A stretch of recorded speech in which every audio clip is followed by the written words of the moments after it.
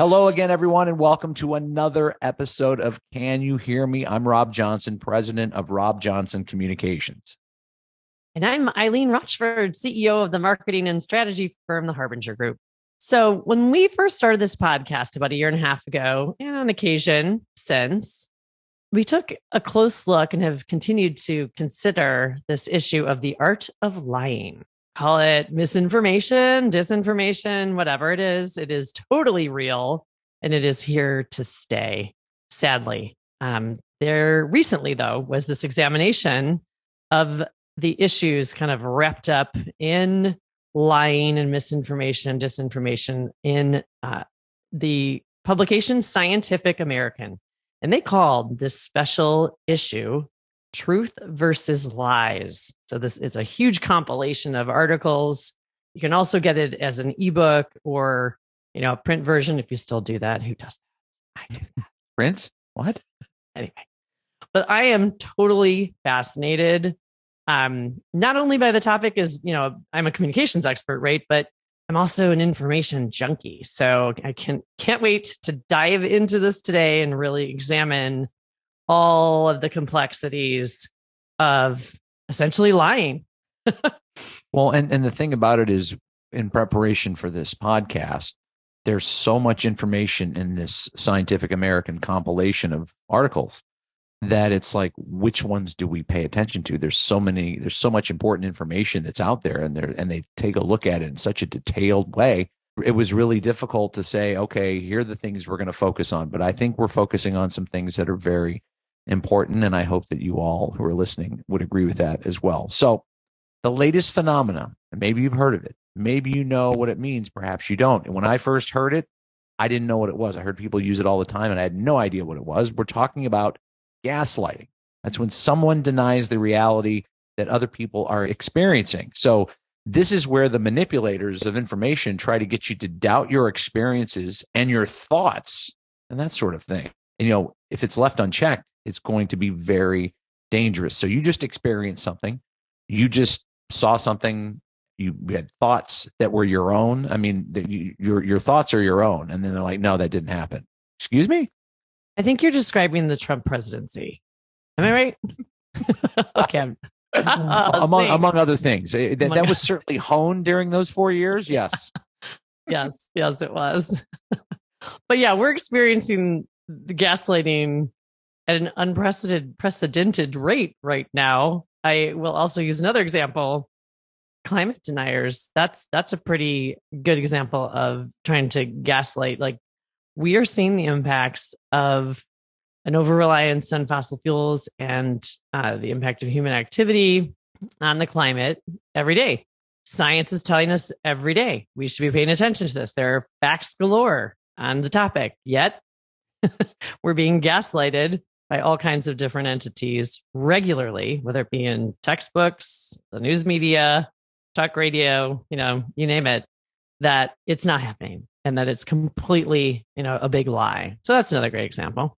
And the gaslighting to me is such a great jumping off point to talk about really the bigger issue, which is, it used to be if you had an opinion and I had an opinion and they didn't line up, I could disagree with you and say, well, I disagree with you, Eileen. And now people are saying, to take it to another level here, that your facts, they're fat. I could present you facts and you're like, well, that's not true. And they could be facts. They could be research. They could be science. And people say, I disagree. And you're like, but those are the facts. So all of a sudden, the facts seem less relevant. And that's sad. And the way that people can manipulate all of this, it's really dangerous. And it's really been perfected, I would say, in the last 4 to 6 years. It's really taken on a life of its own, and it's not good. And just the political discourse is now so useless because people just, okay, I'm not working with that person. It doesn't matter what their facts are. It doesn't matter if they have the facts on their side. They're wrong. They are. I'll just mention, have you heard about the show Gaslight on Apple TV? Have you heard about it? Julie Roberts, Sean Penn. Okay. Yeah. Your homework for the weekend is to watch the show. And I guarantee once you start, you will not be able to stop watching. You will 100% binge consume this content. It is unreal on so many levels. And literally that's the best description, because it is aptly named what she's experiencing during the Nixon presidency and that era, and how it's all done to her and then presented to the outside world that she's nuts. Yeah. It's truly the classic example of what gaslighting looks like when it's really happening to someone. It's a tragic story, but a story that I think we should all know, in my opinion. So highly recommend checking that out if you want to kind of go down that rabbit hole of what gaslighting looks like and what it does when people are conducting that as a form of denial and mistruths, perpetuation of mistruths. And what you're talking about is informing people, like you're going to make your own decision, but at least you want people to have the facts in front of them, the facts being the undisputed truth, allegedly. And this is where we keep running into this problem where it's like, you didn't experience that. Well, wait a minute, I just experienced that. No, you didn't. What? It's, that to me is just in so many different forms. If it's in the corporate world, if it's in the political world, whatever the case may be, I just think that's a dangerous road to go down, that old rabbit hole that you just mentioned. And as somebody that used to be in journalism and the truth mattered, I thought, even though people would say, oh, you guys are biased or this or that, which, we don't need to get into that today. But other than the fact that I always tried to be factual and truthful, that was my guiding principle. And now to see so many people just, not only do they not do it, they don't want to do it. They don't care about it. Mm-hmm. Well, part of the name of the game today, and what I'm going to categorize as a public service announcement episode, is that we're going to raise awareness to what these things look like, these different aspects of misinformation, disinformation, gaslighting, lots of other things. So what we've done, we've just kind of given everybody homework, including you, Rob, that yes, keep an eye out for that one. You said Julia Roberts and Sean Penn? Yeah, it's a phenomenal show. But in your life, great actors. Keep an eye out for being gaslighted. What does it feel like when you know that, wait, I just experienced something and now you're telling me that I didn't? And speak out against it, and don't, try not to allow it to happen to you, just by heightening your awareness to what it is. It's the first step, right? But all in told, like I said, this special edition compilation of Scientific American Truth versus Lies is fantastic. Totally encourage everyone to access it and read it, because it is such an instructional tool, and it will educate you, and like it did me, sounds like you too, Rob, on the complexities of what's happening in terms of perpetuation of untruths. But there were like more than 25 articles in this compilation, so we're not going to get to them all today. But we're going to highlight a few, as you've said, and we're going to use them as a jumping off point. So we got to move on to the deeper. That's basically what I'm telling you. Let's go. So the first one that I'm going to bring up is implicit bias. So we've been hearing a lot about this, right? Particularly the rise of diversity, equity, and inclusion. Absolutely. In the past, 2+ years, and certainly in the recent past. Well, let's define it just so we're on the same page. Listeners may or may not know the actual definition. So implicit bias, I guess, is defined by the authors of this article. And I accept this definition as one I've seen elsewhere. So let's say it's the truth, okay? For the purposes of this discussion. Right. It's the tendency. Yes, this is truth. This is a fact. Implicit bias is a tendency for stereotype confirming thoughts to pass spontaneously through our minds. Okay. So the point of this particular article is that everybody has it. And it's the same sign, rather, that your brain is totally working properly, even if those thoughts, if verbalized, might get you into trouble. And it's kind of like a lot of people say, well, it's not my fault. That's how I was raised, and well, that's an explanation. Sure. But that doesn't mean that you shouldn't work to change it, right? But now with the politicization of implicit bias, conservatives say progressives use it to find injustices everywhere. That's that whole, it's not my fault. Um, and I also progressives say conservatives use it to divert attention from more damaging instances of truly explicit bigotry.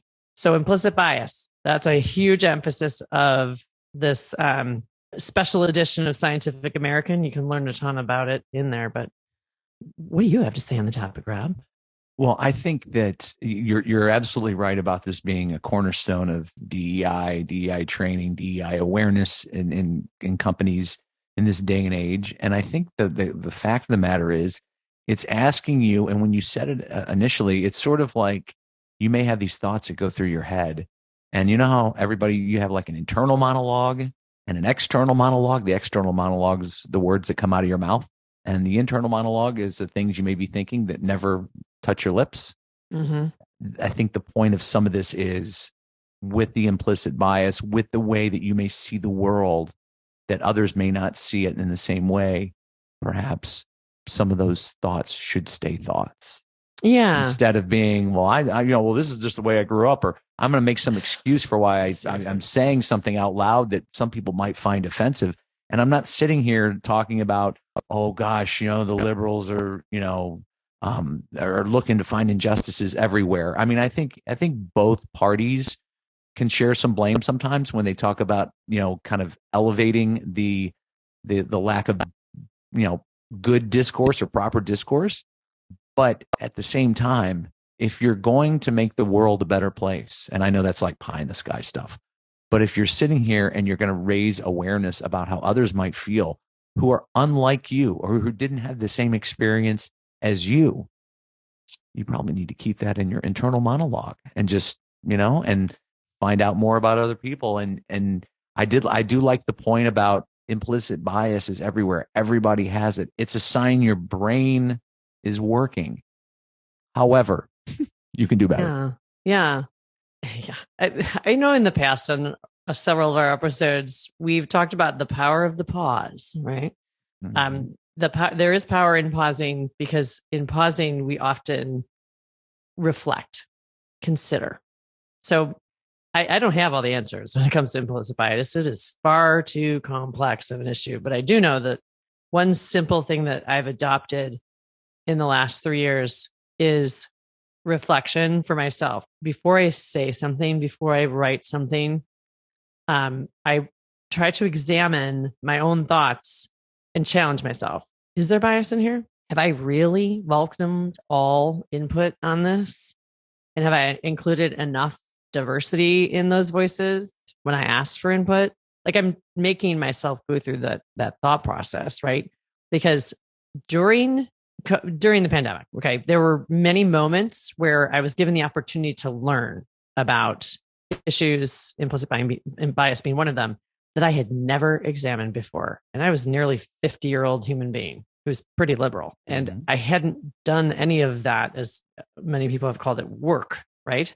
I didn't know I needed to. I truly didn't. Anyway, my consciousness was raised to things like implicit bias. And simply by knowing that that's something that I have to pay attention to, I hope I've changed. That's it, right? So I'm just kind of saying there is power in pausing, and that's something that everyone can do. It's a simple tool.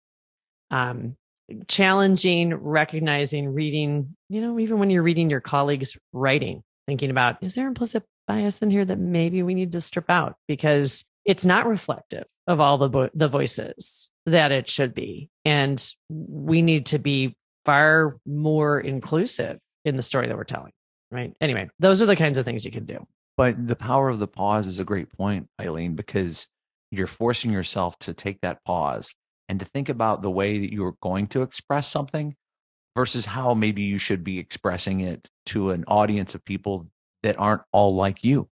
So let's say we grew up in the same neighborhood, we had the same background, we had this and that. And that's, if I see you on the street, that doesn't mean we're not going to catch up. But if we're amongst other people who didn't have that experience, and I'm not trying to oversimplify this, all I'm saying is I'm not going to sit there and talk about that for 10 minutes if I know it's going to make other people uncomfortable, if it's an experience they didn't have. And it's what we're really talking about here is having self-awareness. And what you were talking about when you said you didn't realize you had to do this is you had a moment of, I mean, listen, we had a lot of extra time during the pandemic, right? There's a lot of ways to look inward. And what you're saying is that you did, and that you were trying to figure out a way, how can I process this better? And self-awareness is a huge, and I'm always on a journey of self-awareness, and I'm not saying I've reached it. I mean, the longer I go, the longer I realize I have to go. Right. But that definitely was a silver lining coming out of these past few years, more and more people acknowledging and being open to learn about things they didn't know that maybe they had, been doing all their lives. And myself included, as I said, and I'm grateful for that. There's little things that are positive that have come out of the past couple of years. And I hold the belief that that's one of them. So people can dig into learning more about implicit bias. Our listeners here, if you haven't really done that, there are some great resources. And I know we've had some guests on the show who have talked about that. So in the show notes, I promise to include links to another show or two where we talked about that. They were great shows. In addition, I have some resources that I gathered that I'll link to the show notes too, just kind of like, self-guided courses on implicit bias, what it looks like, how to identify it in your own thoughts, actions, word choices, and how as a leader of a team, you can be a guide in identifying presence of implicit bias and how to kind of bring cohesiveness to your team by getting them all to understand what it is and how to work through it. So I'll include some of those resources. And I'll make one last point about this, which is if your company has prioritized DEI, right, and a lot of them have, and a lot of them should, this is the one of the first things you're going to talk about, because this is really the entry point to really getting in and talking about DEI in a more thoughtful, deep way. Implicit bias, because everybody we all have it. We all have it, no matter who we are. So anyway, I think that's a good point. One thing I want to talk about too here a little bit is why we trust lies. So through the prism of social media, which distorts reality for many users through misinformation, Scientific American states that misinformation may seem like a misnomer. After all, many of today's most damaging false beliefs are initially driven by acts of propaganda and disinformation, which are deliberately deceptive and intended to cause harm. But part of what makes disinformation so effective in the age of social media is the fact that people who are exposed to it share it widely among friends and peers who trust them with no intention of misleading anyone, maybe initially. Social media transforms disinformation into misinformation. And I think that's a really important fact. So what they're saying is perhaps you saw something like, oh, this is really cool, I want to share it. And it was disinformation. It wasn't correct. But then at some point you may realize that you're the peddler of disinformation, which then makes you somebody who is giving out misinformation when you're aware that it's incorrect. And it's social media. It goes back to people that say, I get all my news from social media, from Twitter. Like you get all your news from you don't know who the source is. And I tell people all the time, for somebody like me who left the TV business, and for whom just the facts are important, I have various ways to get my information. I don't sit around watching the news all day. I mean, I used to spend all day getting the news ready for people to watch. And I don't do it that way anymore, but I do go to certain trusted sources, and I know that they're reliable sources. And to me, that's important. Mm-hmm. Social media is this runaway train of information that may or may not be accurate. And then you start sharing it, you start doing that sort of thing. And next thing you know, you may be the purveyor of misinformation. Well, it's such a simple explanation by the author of this article. Social media transforms disinformation into misinformation, period. Mm-hmm. And it is a phenomenon that occurs only in that environment, right? Mm-hmm. But that article went into some of the reasons why. So let's explore those a little bit. Yeah, sure, so I'll give a couple of examples. some that were cited included things like an innate desire to help that many of us just have. It's this feeling of sharing information is helping. And the belief that, oh, when I pass this on, I'm raising someone else's awareness to this really serious thing without, examining the validity of what it is that you're passing on. But it's just the driver could be this innate desire to be helpful, which initially that's wonderful. We never want to lose that within us as human beings, but we do have to check it with I'm going to examine where this came from, who actually authored it, what's this data that they're citing, etc. There's also this driver of look at me, desire to be noticed, which we know is prominent on social media. That is right? Part and parcel. Yep. Yeah. And, that could also be like intertwined with the desire to help. Even the impulse to act is something that people can't control, right? Impulsivity is real. And many personality types just don't have the filter to stop, to pause, to take the moment to consider what is it that I'm sharing. Impulsivity can be one of the most significant reasons why disinformation becomes misinformation, just because there isn't that stop built into the actions. But there's a lot of reasons why people do it. We're not justifying the fact that it happens, but again, I think examining the drivers behind these things is smart because it starts with us, as they say. If you recognize, oh, maybe I am doing that, because nobody ever thinks they're the one, but you just might be. So hearing a little bit about, oh, maybe I do want to help. That is why I've been passing this information along. Well, that's great. And you should always continue to be a helpful person. But I think what Rob, you and I are trying to encourage is that examination, that more thorough or thoughtfulness step before hitting share is something that we all need to strive to do better. In our opinions, I think you share that opinion. Yeah. And I think that the other thing too is the way you frame this about people initially wanting to help, that's very noble. And so I like the idea that you're saying a lot of people would be doing this because they think they're sharing and they're helping other people. But when you get to the point where you realize that it's not correct information, you don't need to just keep spreading it. You need to cease. If that's your intent, is to help other people, and not everybody's is. I'm not suggesting social media is flooded with people that are altruism. trying to do good. They're not altruistic necessarily. But if you know that that's not right, you need to stop spreading nonsense. And that's, I think unfortunately most people don't know. They truly don't. Yeah. Because the other thing is, if I talk about it and I talk it into, if I say it enough times, then I talked it into existence. Well, that's why we're holding this PSA right now, right? Right. We want people to know this, our own little PSA. Absolutely. Okay. Of course, there's the danger of these lies taking on a life of their own on social media. We've all seen it happen. One article in this special edition of Scientific American said this: ultimately, though, for most disinformation operations to succeed, it is regular users of the social web who must share the videos, use the hashtags, and add to the inflammatory comment threads. That means each one of us is a node on the battlefield for reality. Individuals need to be more aware of how our emotions and biases can be exploited with precision and consider what forces might be provoking us to amplify divisive messages. So every thumbs up that we advance, that we add to a post, advances, amplifies, expands the reach of potentially divisive information.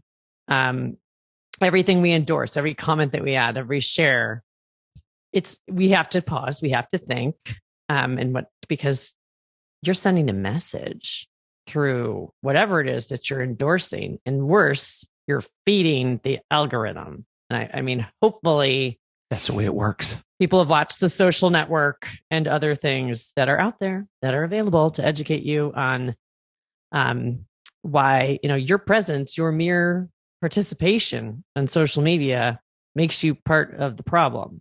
So you have a duty to be responsible when you're behaving, when you're making choices of how you behave, rather, on social media.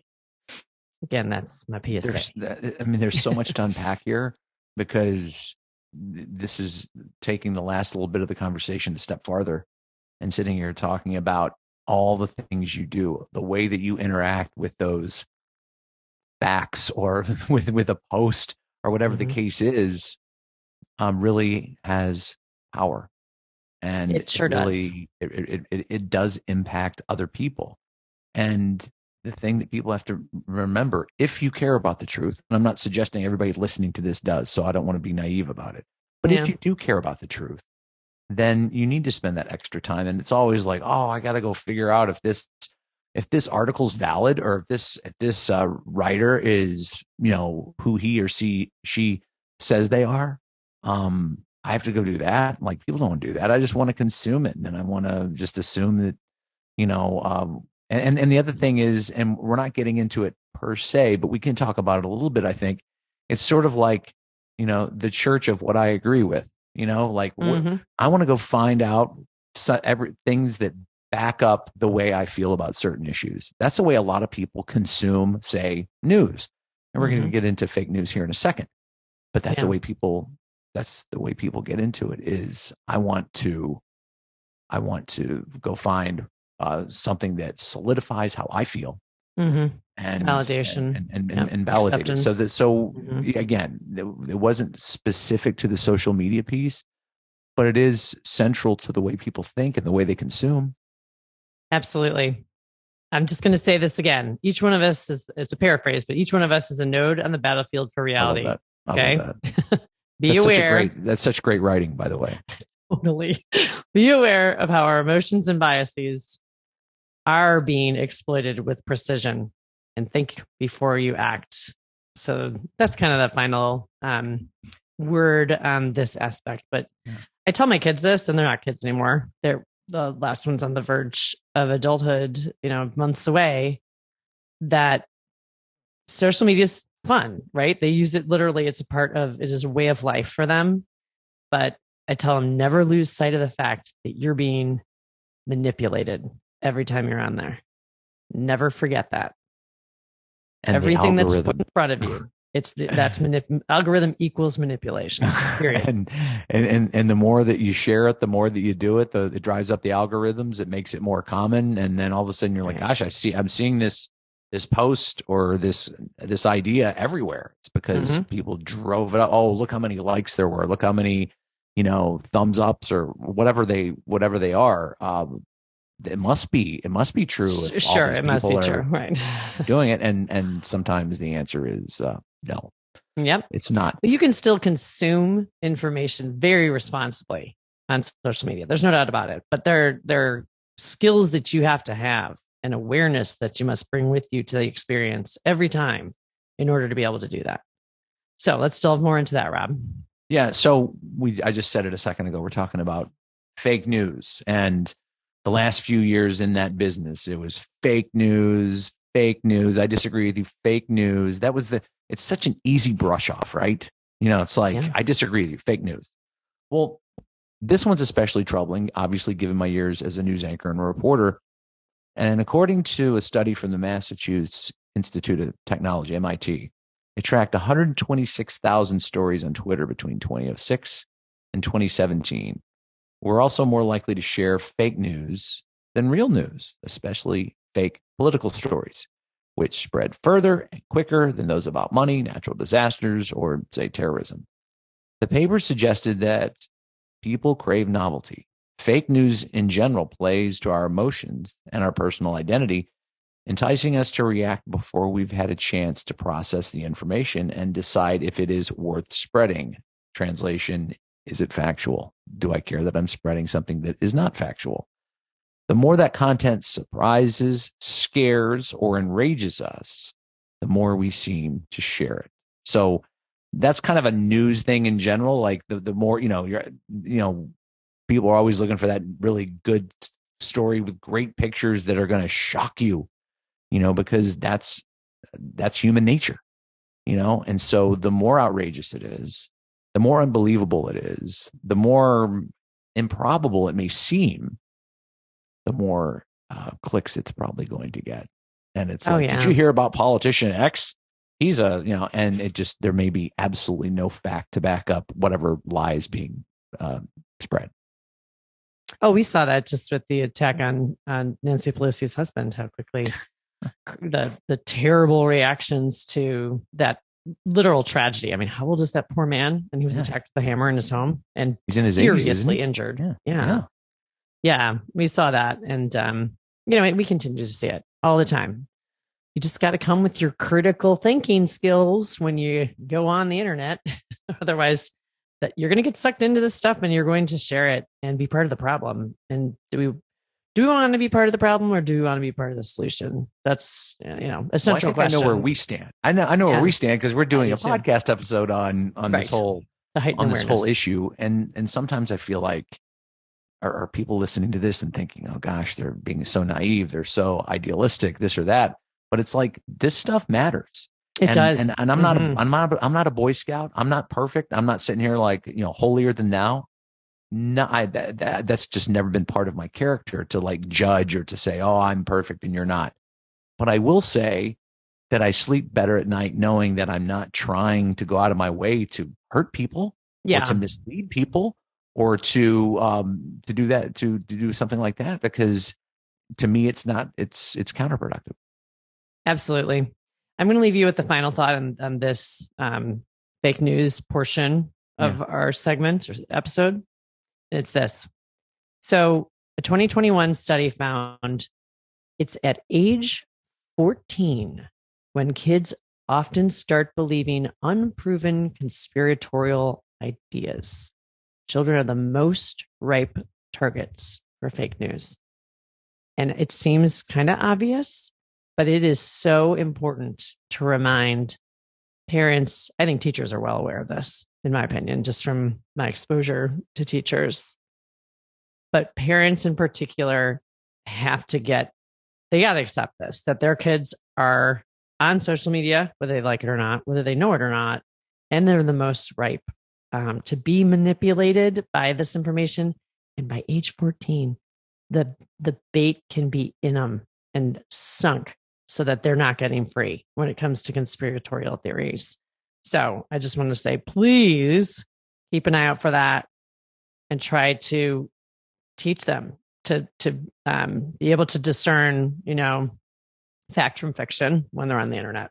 I could not agree more. And I will just tell you that my son, who left home at 15, spent 2 years in Michigan playing hockey. So he didn't live at home, and lived with, a peer group of people that sometimes some of these ideas were shared. And the one thing that I'm thankful for is that some kids would just take it and run with it. And, they were not critical thinking about it at all. I'm grateful that my son would say, Dad, what about this? Dad, what about that? And it wasn't me giving my political views, because I said, listen, you're your own person. And whatever, if you look at the facts, not the opinions. And if you tell me, I heard this, and this, and I say, that's all lies. How do you know? I'll show it to you. But he let me guide him in the way of critical thinking. And I'm grateful for that. So he may agree with something that I might not agree with, but he was well informed when he did. And I don't expect him to follow along and do exactly what him and my wife do, because he's his own young man. But I want to make sure. We know that who's going to be our next guest. It's Jaden. He's going to be on the show. What do you have to say about that, Jaden? Jaden, he's like, what? How did that happen? How did you develop those skills? We must teach others. My dad lectured me. No, it wasn't that. It was us having really useful conversations. And I'm like, if you still think this is right, I just want you to know these are the facts that are leading you down that road. And sometimes he'd say, well, I agree with this or that, or oh, I didn't know that. But at least we had the conversation. So I know that I probably went on a little bit longer about that, but I actually had an anecdote about it with Jaden, being able to have those discussions. And I'm grateful that we were able to have them. And I'm grateful that he trusts me enough that he'd say, hey, I've heard this or that. Is it true? And I might say yes, or I might say, buddy, that's completely false. And you I'm grateful that you brought that up, honestly, because it applies not just to parenting. It applies to colleagues, friends, peers, people that are in your book club. We all have the opportunity to help raise awareness, to discernment, and how to determine if something is factual or if something really is just pure manipulation, the exploitation intended to hurt us all, but we just can't see it because it's so artfully masked, right? Oh yeah, art form for sure. So that what you achieved with Jaden, I think we can all achieve through our own interpersonal relationships on a daily basis. We all have an opportunity to be part of the solution. But I want to just talk about we mentioned conspiracy theories and how it's at age 14 when children are primed and start to accept conspiracy theories. It's shocking, but true. There's an article, again, in this compilation in Scientific American, and it says that new research suggests that events happening worldwide are nurturing underlying emotions that make people more willing to believe in conspiracies. Experiments have revealed that feelings of anxiety make people think more conspiratorially. Such feelings, along with a sense of disenfranchisement, currently grip many Americans, according to surveys. And in such situations, a conspiracy theory can provide comfort by identifying a convenient scapegoat and thereby making the world seem more straightforward and controllable. I mean, this just hit the nail on the head of so many things that I suspected. And it's not just that it's validating, but it like wrapped it all up with a bow so logically. And I realized, oh my God, that's why this has been going on at such a rate over the past couple of years. I mean, just think about the sharp rise in mental health challenges and the presence of things like anxiety disorders that have, skyrocketed in the last 3 years. We know that's the case. So of course we're all like ready to be victims of this, right? And on a level never before seen, at least in, our lifetime. So it's just, I don't know that it's comforting when you finally get an explanation for something, but I always believe that knowledge is power, right? When you know that that's the case, then you can do something about it. And that's what I crave all the time. The worst thing the worst feeling I have is when there may be a problem or an issue and I don't have the full context of what happened. I don't know where the bullets are coming from necessarily.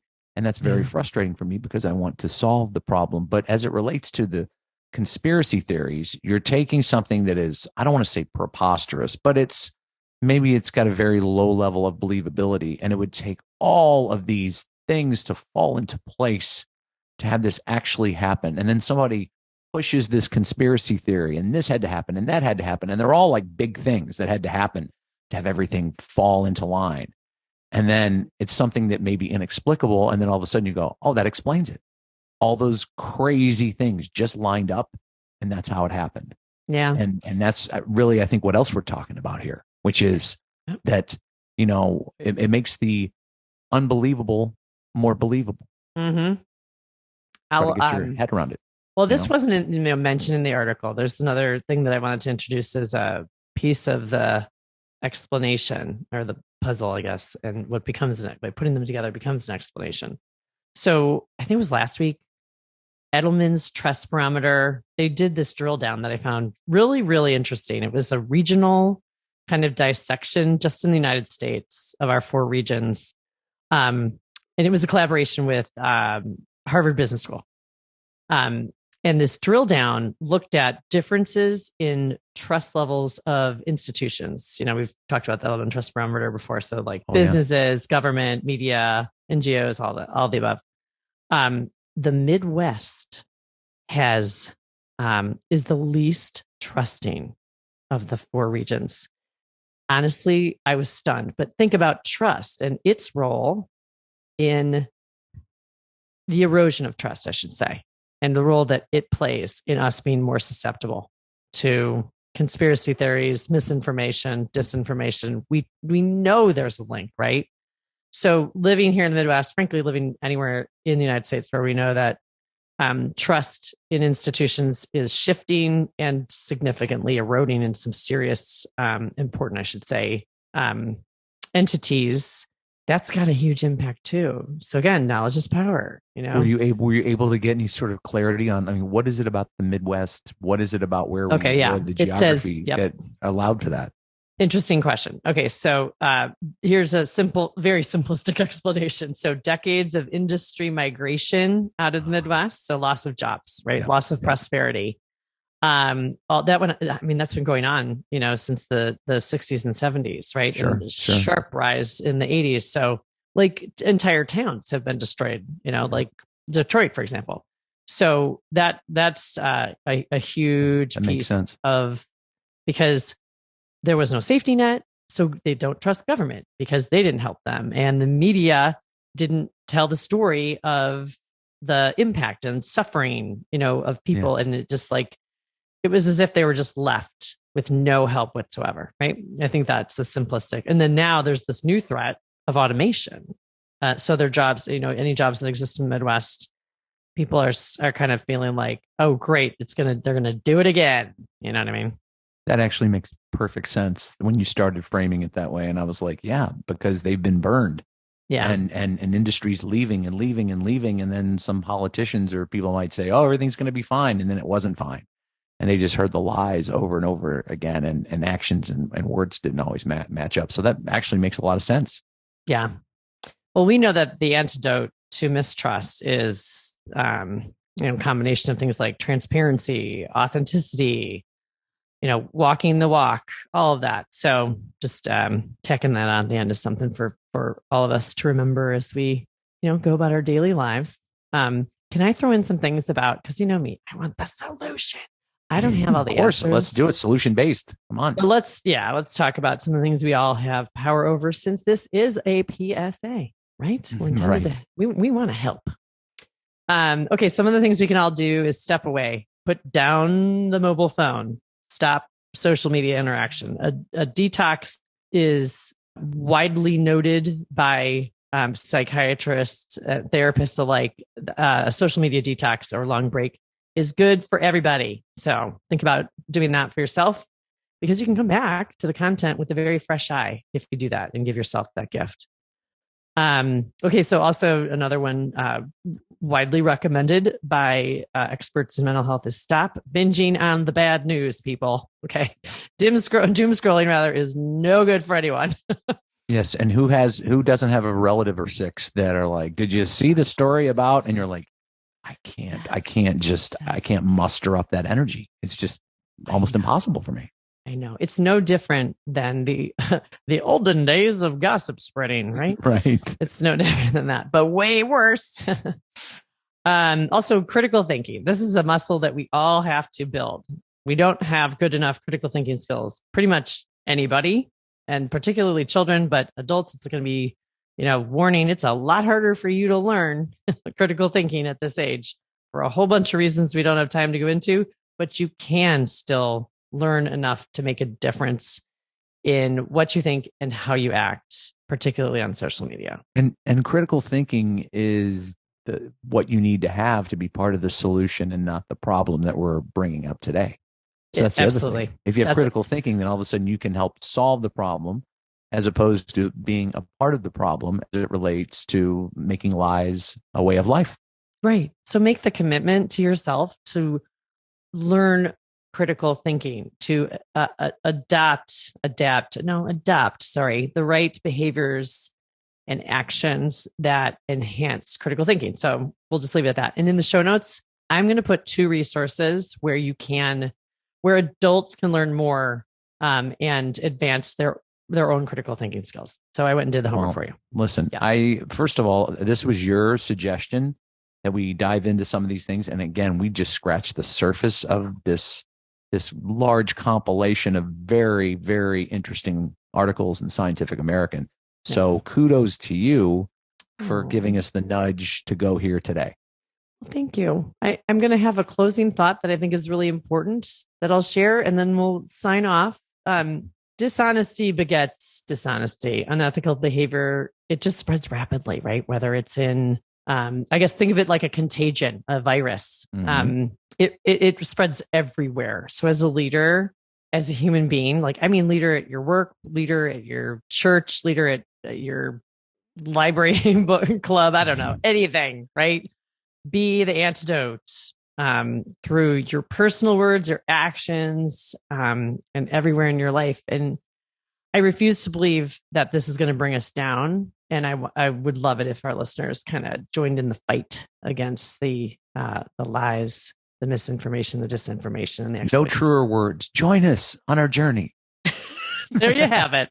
Right? Thank you. I'm thinking the better of mankind every day. There you go. Listen, that's a strong way to end it, Eileen. No question. Well, that's going to do it for this episode of Can You Hear Me? I'm Rob Johnson.